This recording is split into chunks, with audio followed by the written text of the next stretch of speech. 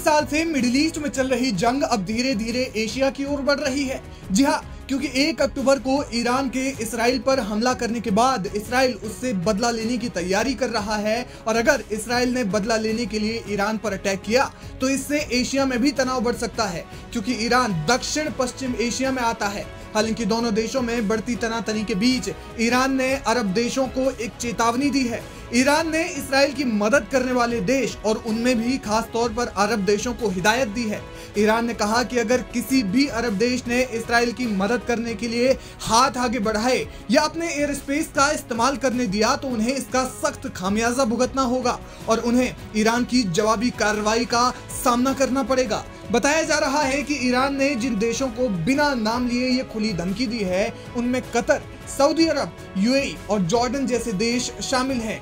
ये जानकारी the wall street journal ने कुछ अधिकारियों के हवाले से दी है।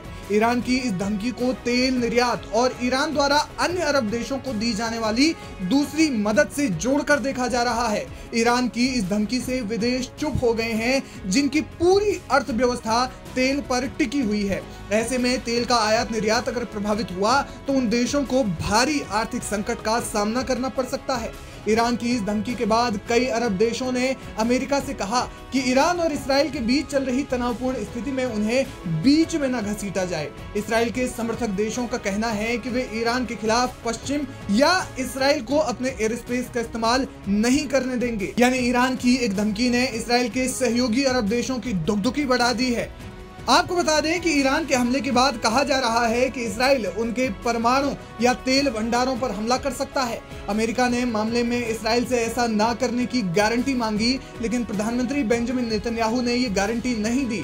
ऐसे में ईरान में एक बड़े हमले की आशंका जताई जा रही है और अगर किसी भी स्थिति में इसराइल के काउंटर अटैक में ईरान के तेल भंडार या परमाणु संयंत्रों को निशाना बनाया गया तो ये ईरान के लिए खतरनाक होगा, साथ ही दुनिया के लिए भी एक महात्रासदी साबित हो सकती है, क्योंकि इससे वैश्विक स्तर पर एक व्यापक नुकसान होगा। कहा जा रहा है कि ईरान इसराइल के काउंटर अटैक से बचने की तैयारी कर रहा है। हाल ही में ईरान के राष्ट्रपति मसूद पेज़ेश्कियान ने रूस के राष्ट्राध्यक्ष व्लादिमीर पुतिन से मुलाकात की थी और इस दौरान दोनों देशों ने मिडिल ईस्ट के तनाव पर गहरी चर्चा की। दूसरी ओर अमेरिका ने ईरान पर एक और एक्शन लिया है। 1 अक्टूबर को इसराइल पर ईरान द्वारा किए गए बैलिस्टिक मिसाइल हमले के मद्देनजर ईरान के ऊर्जा व्यापार को लक्षित करते हुए अमेरिका ने प्रतिबंधों की घोषणा कर दी है। शुक्रवार को विदेश विभाग ने एक बयान जारी किया और उस बयान के अनुसार विदेश विभाग ईरानी पेट्रोलियम व्यापार से संबद्ध 6 संस्थाओं पर प्रतिबंध लगा रहा है और 6 जहाजों की पहचान ब्लॉक की गई संपत्ति के रूप में कर रहा है। बयान में कहा गया है कि इस बीच ट्रेजरी विभाग एक दृढ़ संकल्प जारी कर रहा है जो ईरान में पेट्रोलियम या पेट्रोकेमिकल क्षेत्रों में काम करने के लिए दृढ़ संकल्पित किसी भी व्यक्ति के खिलाफ प्रतिबंध लगाएगा। बयान में ये भी कहा गया है कि इसके अलावा ट्रेजरी 10 संस्थाओं को प्रतिबंधित कर रही है और यूएस नामित संस्थाओं नेशनल ईरानी ऑयल कंपनी या ट्रिलियंस पेट्रोकेमिकल कंपनी लिमिटेड के समर्थन में ईरानी पेट्रोलियम और पेट्रोकेमिकल उत्पादों के नौवहन में शामिल 17 जहाजों की पहचान ब्लॉक की गई संपत्ति के रूप में कर रही है। अमेरिकी राष्ट्रीय सुरक्षा सलाहकार जैक सुलिवन ने एक बयान में कहा कि उपरोक्त प्रतिबंध ईरान को उनके मिसाइल कार्यक्रमों का समर्थन करने और अमेरिका उसके सहयोगियों और भागीदारों को धमकी देने वाले आतंकवादी समूहों को समर्थन प्रदान करने के लिए उपयोग किए जाने वाले वित्तीय संसाधनों से वंचित करने में मदद करेंगे।